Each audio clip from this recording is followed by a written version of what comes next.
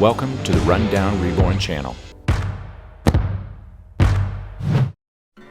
Today I want to get these cabinets up on these walls. As you can see, living without cabinets is a real challenge.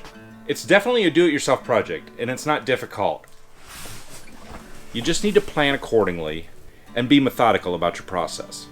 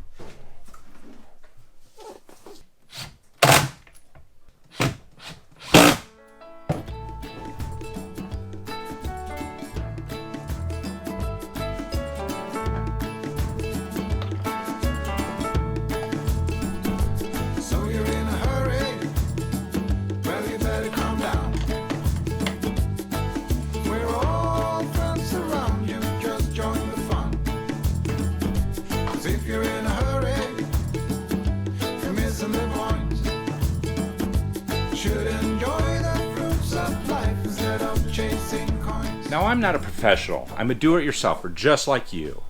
And not everything came together just perfectly. Not all my joints are perfectly flush or as tight as I really wanted them to be, but I saved several $100s doing it myself, and to me, I can live with those minor imperfections. Now I'm going to wait to pull this protective plastic off. I have lots of other work to do. There's a chance I could end up scratching it or getting it extra dirty, so I'm going to leave it on there until I've got the drywall done and all the paint up. It's going to help me protect it. I'm also going to wait to put my hardware on at a later time. I don't want those to get damaged either. So you just have to ask yourself, is it worth that extra money to get a perfect install? Or can you live with the satisfaction of doing it yourself and having an end result that looks something like this? So I'm really happy with it, and I'm so glad you came by and watched. Be sure to subscribe, give me a like if you think this video was helpful, and I'll see you in the next one.